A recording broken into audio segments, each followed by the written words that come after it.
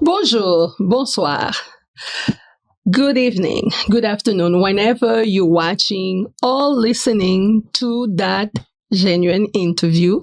We are again with Gade Tet Ou with Dr. Flore, a safe space where we conduct genuine conversation with our guests and with those four pillars. They come here, they don't know the questions, and they leave knowing that they have inspired you, motivating you, bring conscious awareness in one side of their life, and definitely had some fun. Are you ready? I am. I am Mary Flore Lindor-Latortue, simply Dr. Flore.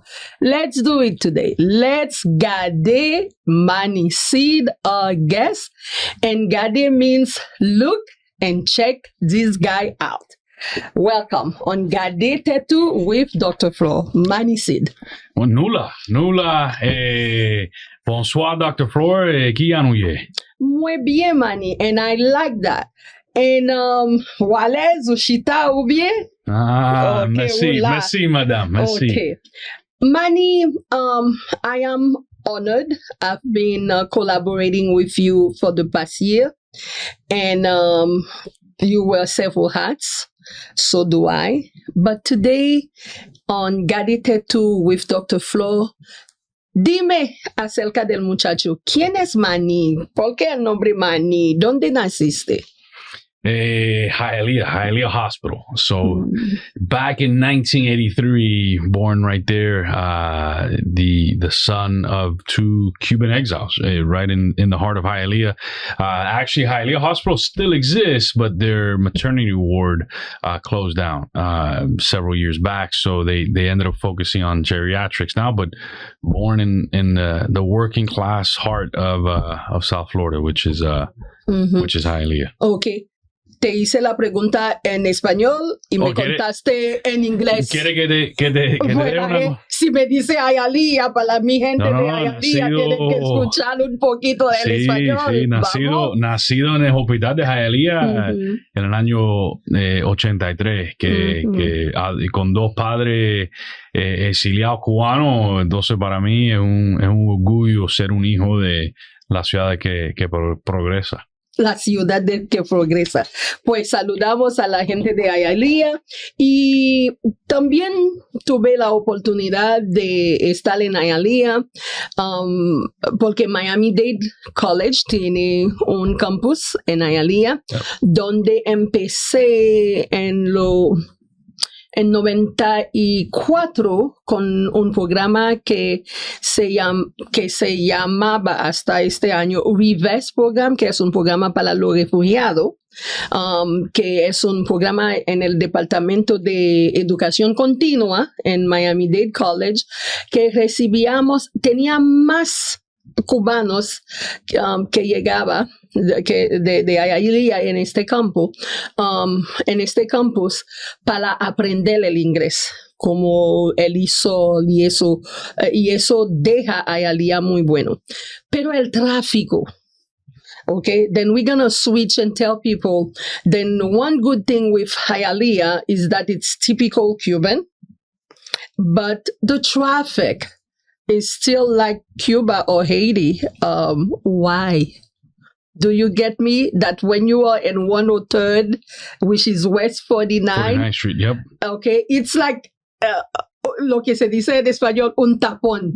Is that everybody decide to leave about the same time, or there's always the traffic on that street? So traffic is, some people see it as a major negative, right? No. But for economic development, it's a positive, right? So in 49th Street in Hialeah, you have one of the top grossing Olive Gardens in the world, and Longhorns in the entire United States, because of the amount of folks that drive up and down that street. So it's interesting because you look at communities that have no traffic. Exactly. And they traditionally don't have, there's a lot of them throughout the country that have one stoplight and there's no traffic, but they don't have any economic development, right? So I think it's a give and take sometimes, but obviously we want to move faster. We need to continue moving forward with the mayor's vision of adding more bus routes, pushing forward different options, mobility options. But it's actually one of the reasons when somebody's going to invest on 49th Street, somebody's going to invest on a street, on a corner to open up their business, they want to see how many cars drive by there. Exactly. Because that's a sign of prosperity. Exactly. So it's actually interesting because traffic counts for a business or for somebody going to invest in your community is really important, right? You don't want to invest somewhere where there is no foot traffic, where there's nobody driving around, because there might not be any economic development opportunities. And there's a balance between the car traffic and the foot traffic. There's the amount of people interacting. There's the presence of human being coming up in 49th Street, and every businesses, and I will not call them small businesses because Olive Garden and Lawhorn, the hospitality and food industry in that area is pretty dominant and still booming and still consistent even with COVID. Oh yeah, you look. A friend of mine, the DiPiazza family, Gino, and all of them. I mean, they've been on 49th Street for almost 50 years. That business provides for generations of that family, and it's booming. But you're right. It's really interesting to see that. And what's unique about Hialeah as well is all the street vendors, right? So you have, growing up, I bought my churros. That's what Los churros on 49th Street, the hot chocolate, produce. The peanuts, the fruits, you name it. It all happened for just driving up 49th Street. We pull up. If I got good grades, my mom was like, all right, we're going to go to the churro vendor. We walked up to the window, little bag of churros, right? So it was interesting. The city years later, because they saw some challenges between brick and mortar and some of those businesses started requiring certain licenses or whatnot. But that for us was what made 49th Street so special, right? Because you saw everybody come together, and it was a very vibrant road in our community.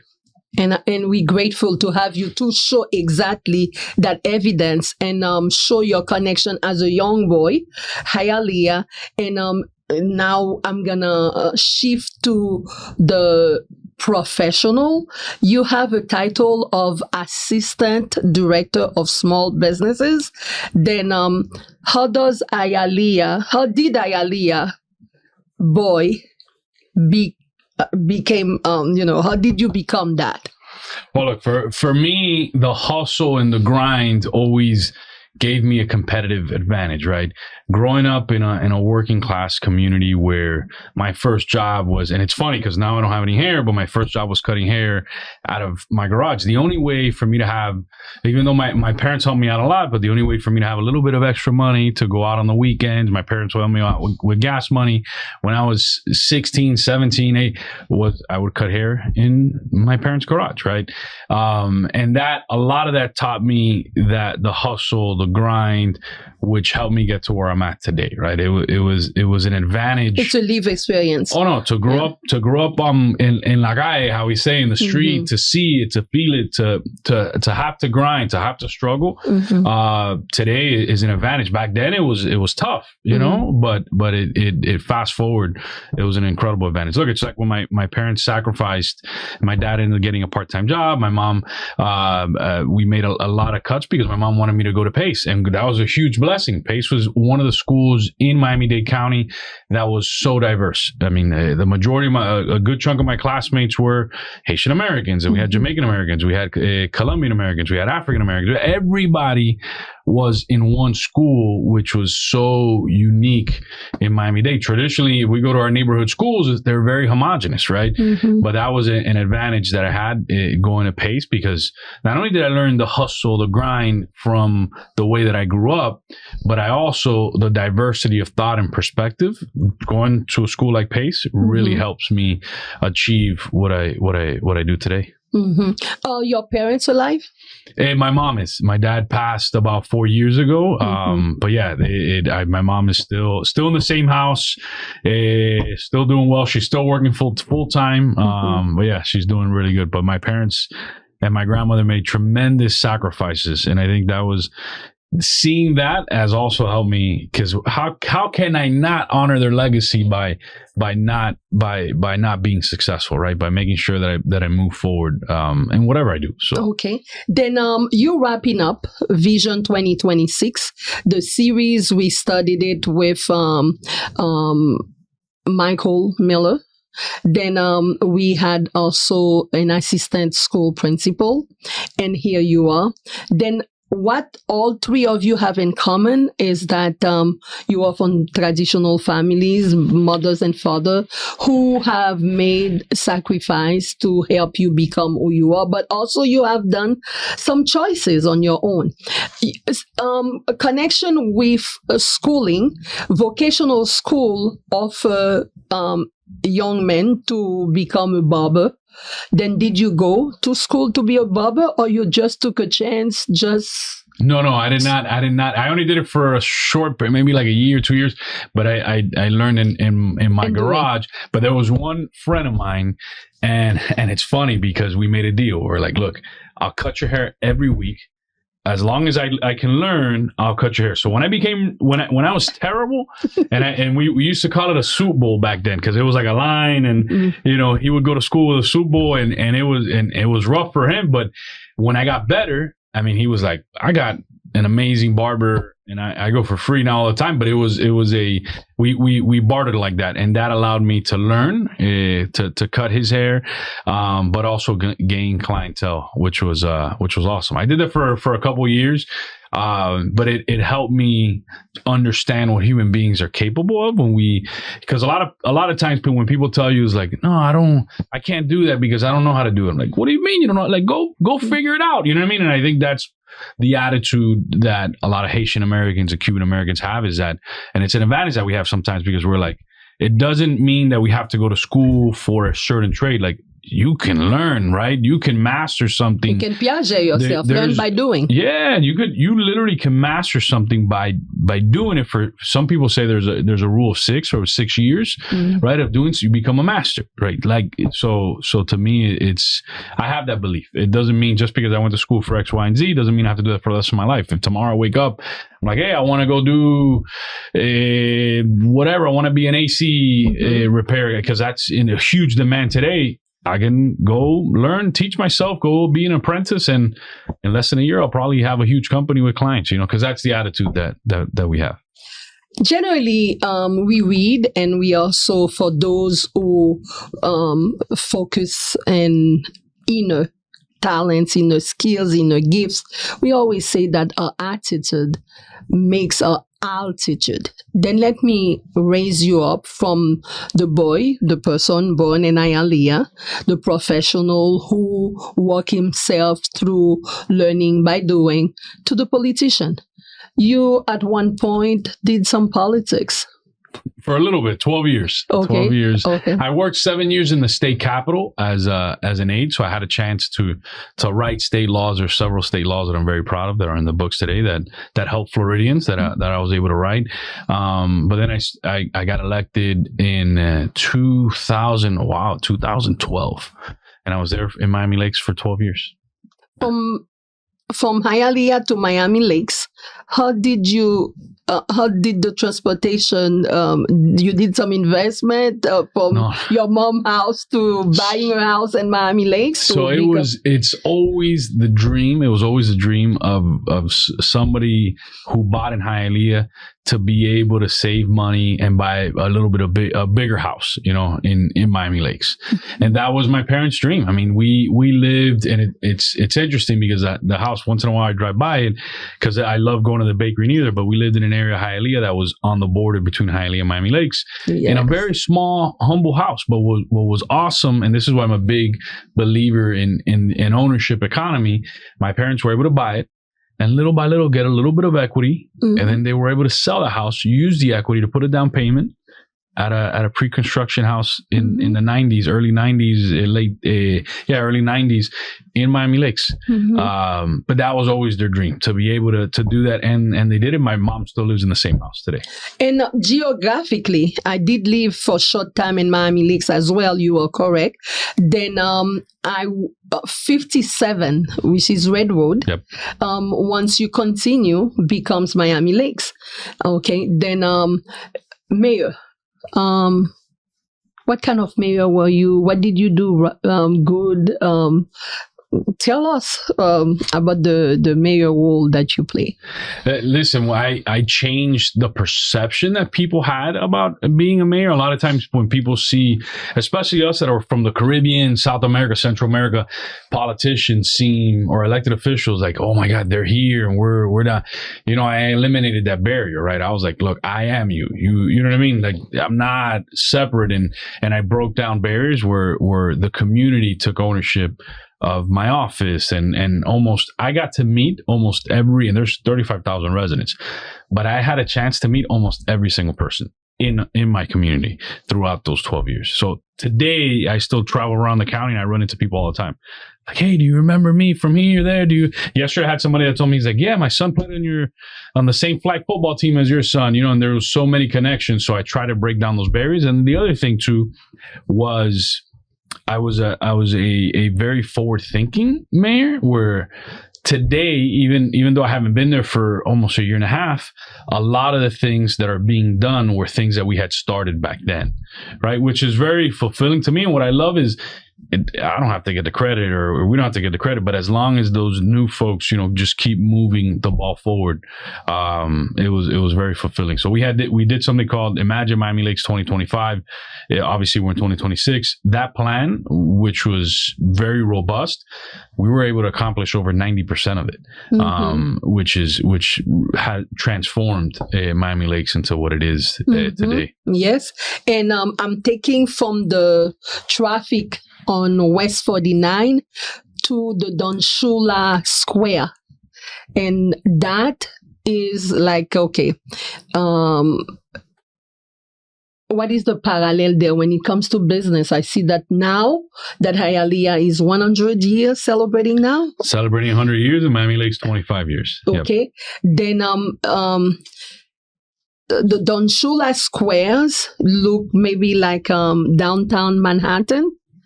Business-wise and value. But Hialeah is kind of close, even though it's 100 years. And the people have that interconnection within cities. What is your lesson for generations coming, watching you, for them to really know how to connect the gaps? Well, look, my entire city council, when I got elected, every single person on the city council, we were born in Hialeah. That's a plus. Everybody. And it gave us a working class perspective. But no, my advice is, especially to those young folks that are looking to get involved, like, I'm a big believer that everybody should run for public office once in their lifetime. And it doesn't mean city mayor, city council. It could be you run for your community council, your HOA. Yes. You have to get involved on the civic level, because if you don't, somebody else will make the decisions for you. And that's something that always motivated me, because in my household, we talked about civics all the time, because my grandmother, my parents still remember when the communists, especially my grandmother, would always share the story with me when the communists came and knocked on her door and said, hey, your properties that you're renting out, they no longer pay rent to you. They belong to the communist revolution. Yes. They belong to your house, your kids. You see how you're entering the conscious awareness of the self. Okay, then continue. And that was something that it was ingrained in me. Like, you have to get involved, because if you don't, there are bad people out there that they'll get involved, they'll do the wrong thing. So we need more good folks of high character getting involved in public service on all levels. Because if we shy away from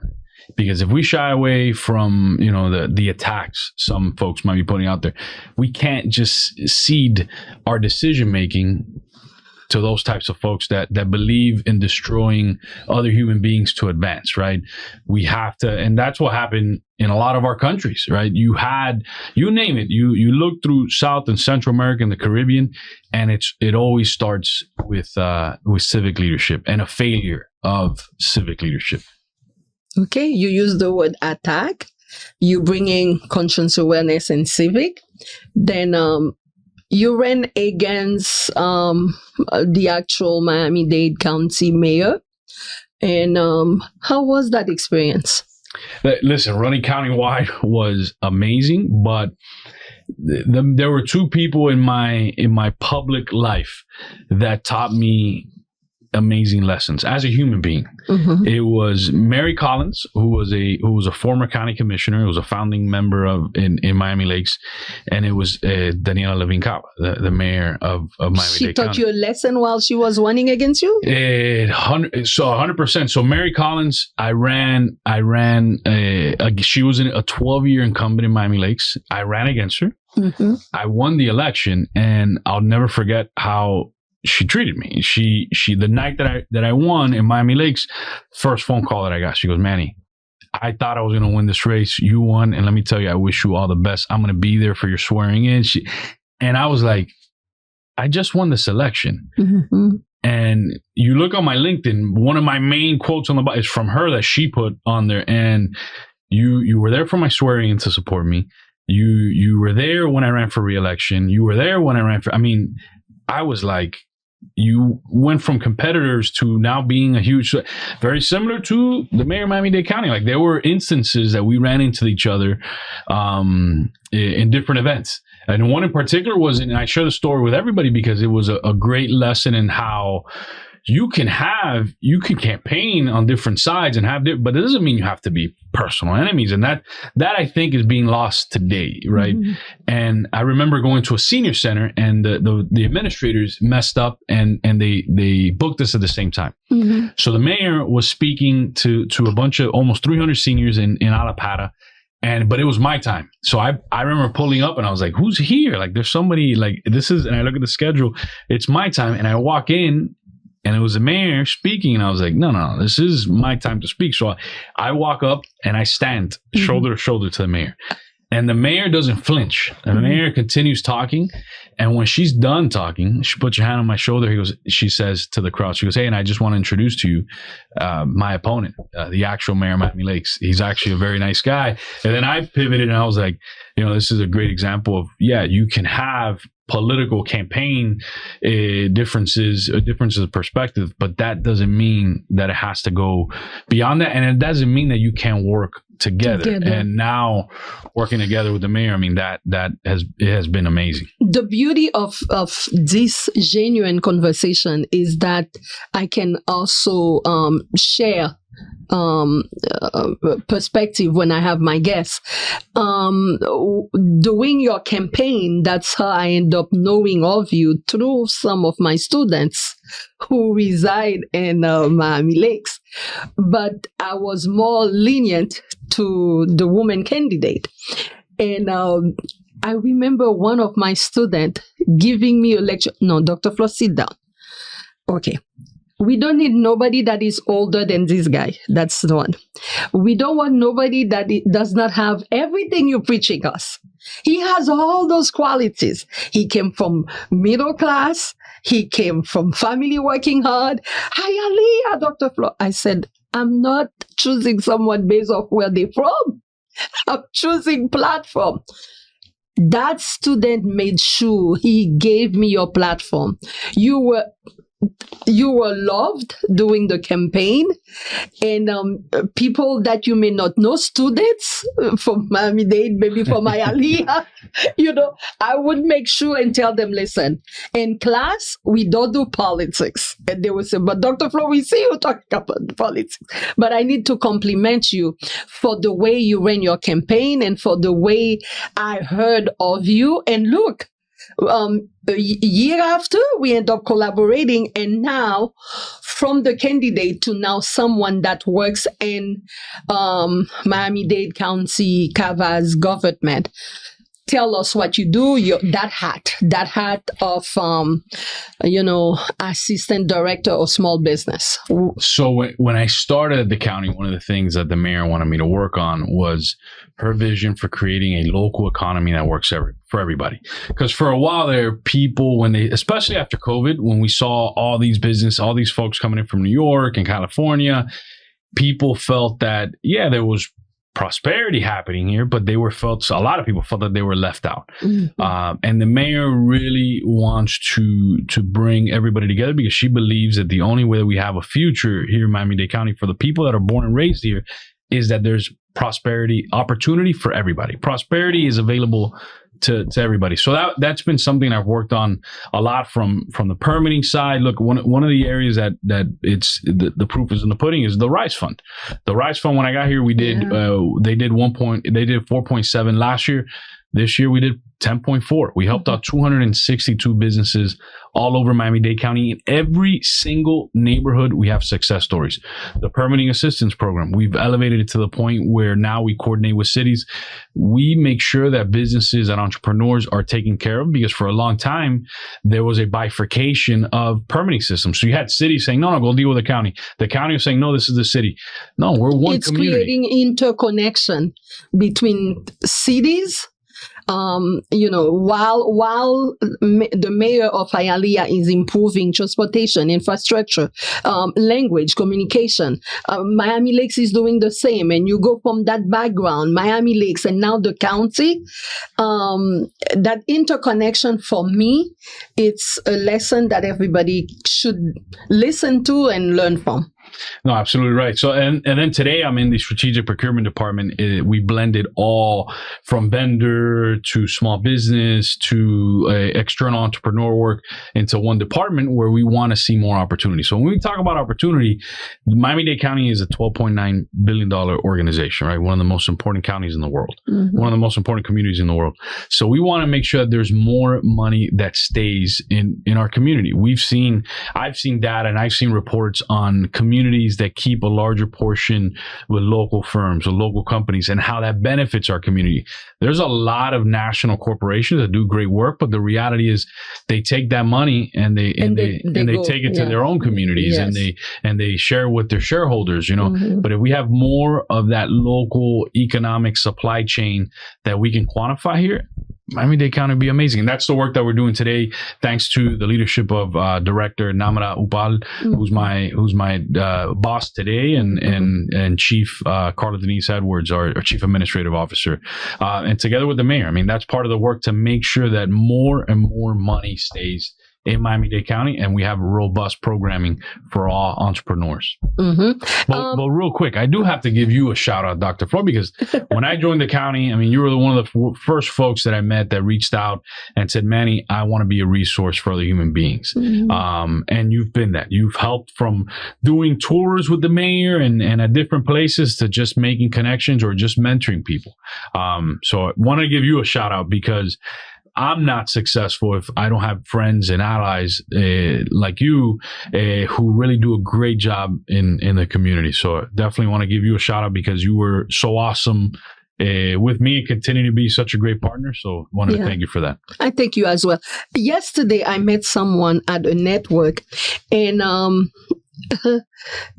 a banker, I will not reveal much, that sat in a very beautiful conference room, and I arrived late, and I ended up having that experience to be at the head of the table. And I said, I'm sitting next to a billionaire, and the guy is super humble. But what stayed in my head is being at the head of the table. And what do you learn from that? Then now I'm giving you the ball, because you also have your show, and you are often at the head of the table. You've been a mayor, and you are a big shot in what you do. Then what does that mean to be in that position?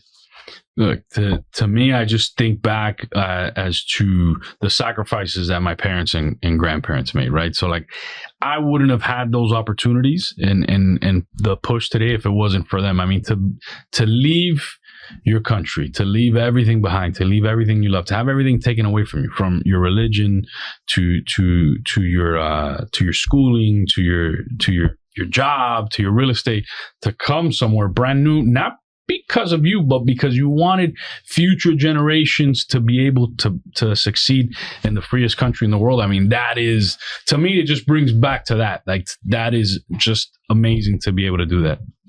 You see, we don't have closing remarks on this show. You just said it. You are a man who finish the sentence. Change and opportunity, right? Change and opportunity, and I gotta thank Mayor Daniela Levine Cava for giving me that opening up those doors and that runway to make it happen. So I'm very grateful to her and grateful to you for today's opportunity. The time is up. He did it without looking at the timer, and we thank you until the next show.